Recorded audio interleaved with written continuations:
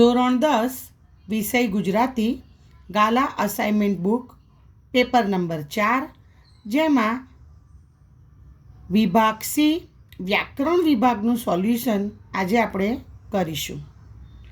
વિભાગ સી વ્યાકરણ વિભાગ છે. પરીક્ષાની અંદર 33થી 40 સુધીના વૈકલ્પિક પ્રશ્નો રહેશે, જેમાં તમને ઓપ્શન આપેલા હશે, યોગ્ય ઓપ્શન પસંદ કરવાનો રહેશે. માંગ્યા પ્રમાણે ઉત્તર લખો. કૌંસમાં આપેલા વિકલ્પોમાંથી સાચો વિકલ્પ પસંદ કરીને ઉત્તર લખો. 33મો પ્રશ્ન, નીચેના શબ્દોની સાચી જોડણી શોધીને લખો. અડધા માર્ક્સની 2 જોડણી રહેશે. દોસ્તો, આપણે ઉત્તર વહીમાં એટલે કે આન્સર શીટમાં સપ્લિમેન્ટરીમાં માત્ર ને માત્ર જવાબ લખવાના છે. ઓકે, તો પહેલા નંબર પર છે સુરક્ષિત અને બીજા નંબર પર છે કુલદીપક.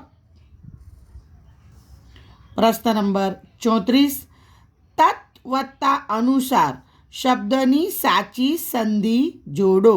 તો શું થશે? તદનુસાર. પ્રશ્ન 35, માછીમાર શબ્દનો સમાસ ઓળખાવો. તો માછીમાર ઉપપદ સમાસ. પ્રશ્ન 36, નીચે આપેલ બંને શબ્દના જોડણી ભેદે થતા અર્થભેદ જણાવો. માંદા એટલે બીમાર અને માદા એટલે સ્ત્રી જાત. પ્રશ્ન નંબર 37, સૂર્ય મંદિરે ગુંજરતો હું ધવલ તેજનો ભૃંગ. વાક્યમાંના અલંકારનો પ્રકાર જણાવો. તો અહીંયા જવાબ આવશે રૂપક અલંકાર.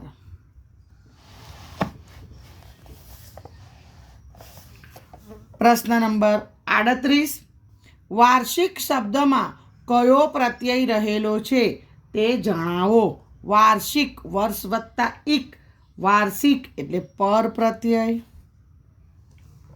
પ્રશ્ન નંબર 39, નીચેના શબ્દોના સમાનાર્થી શબ્દ શોધીને લખો.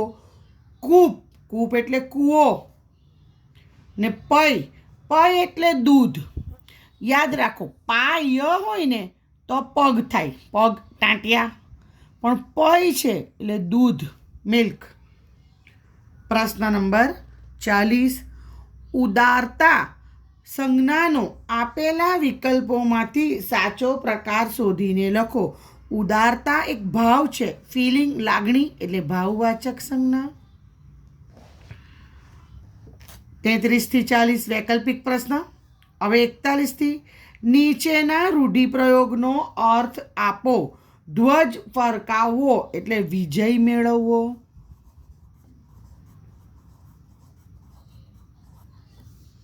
પ્રશ્ન 42, નીચે આપેલ કહેવતનો અર્થ લખો.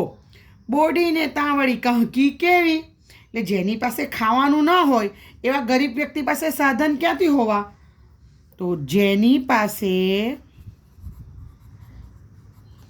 ખાવાનું ન હોય તેવા ગરીબ વ્યક્તિ પાસે સાધન ક્યાંથી? નંબર 43, નીચેના શબ્દ સમૂહ માટે એક શબ્દ લખો. રસ્તાનો જાણકાર ભોમ્યો. હિમાલયમાં એક સાહસ પાઠમાંથી પૂછ્યું છે. નીચેના શબ્દનો વિરોધી શબ્દ લખો. સુગંધનું સમાનાર્થી શું? તો ખુશ્બુ, શરબ, અને એનું વિરોધી લખવાનું છે એટલે કે દુર્ગંધ, બદબુ. ઓકે, આગળ વધીએ.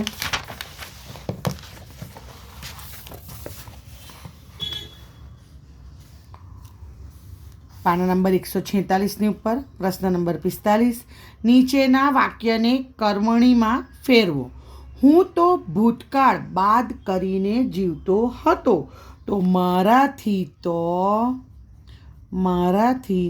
તો ભૂતકાળ બાદ કરીને જીવાતું હતું. આગળ નીચેના તળપદા શબ્દનું શિષ્ટ રૂપ લખો. વાળું, જો વાળું એટલે રાતનું ભોજન, યાદ રાખો. સવારના પહોરમાં જે આરોગ્યો એ કહેવાય અલ્પાહાર અથવા નાસ્તો. બપોરના જે ખાય એ ભાતું, રાતના ખાય એ વાળું, અને આ 3 ટાઈમનું ખાઈ લીધા પછી આપણે જે મુખવાસ ખાઈએ છીએ વરિયાળી તરીકે, બરાબર, એને ચડું કહેવાય. ઓકે. 47મો પ્રશ્ન, નીચેના વાક્યમાંથી વિશેષણ શોધી તેનો પ્રકાર જણાવો. રિશાળ, શિશુને બોલાવતી બા હતી. કેવા બાળકને? રિશાળ, એટલે ગુણવાચક વિશેષણ. ગુણવાચક વિશેષણ. નંબર 48, નીચેના વાક્યમાંથી ક્રિયા વિશેષણ શોધી તેનો પ્રકાર જણાવો. ક્રિયા વિશેષણ શોધવાનો છે. વૈભવ એકાએક રડવા લાગ્યો, તો એકાએક રીતિવાચક ક્રિયા વિશેષણ. ઓકે, આગળ વધીએ. પાના નંબર 146 પર જ છે. ત્રિભુવન શબ્દના ધ્વનિ ઘટકો, એટલે કે સ્વર અને વ્યંજન છૂટા પાડવાના છે.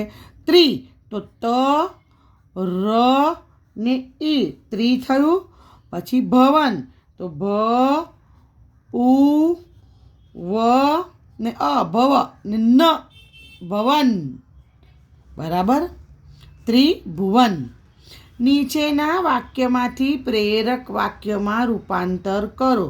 દિશા ચા બનાવે છે, તો દિશા ચા બનાવડાવે છે. દિશા ચા બનાવડાવે છે. પ્રશ્ન નંબર 51, નીચેની પંક્તિમાં રહેલો છંદ ઓળખાવો. તીરથી પામવા પક્ષી વ્યર્થ આ ક્રૂરતા મથે. તીરથી પક્ષી તો નાના કિંતુ સ્થૂળ મળી શકે. શિકારી કાર્ય યાદ કરો. અનુષ્ટુપ છંદમાં બરાબર રચાયેલું છે, એટલે જવાબ આવે અનુષ્ટુપ છંદ. અને 52મો પ્રશ્ન, યમન સબલ ગા કયા છંદનું બંધારણ છે તે જણાવો. તો જવાબ આવે શિખરિણી છંદનું ઉદાહરણ છે, આ બંધારણ છે શિખરિણી છંદનું. ઓકે મિત્રો, આશા રાખું છું કે મારા દ્વારા અપાયેલી આ સમજૂતી તમને ગમી હશે. કંઈક પ્રોબ્લેમ હોય, કંઈ ક્વેરી હોય તો મને કમેન્ટ બોક્સમાં લખી જણાવો. ઇન્શાલ્લાહ હું તમારી સમસ્યા દૂર કરવાનો પ્રયાસ કરીશ. All the best for exam. By.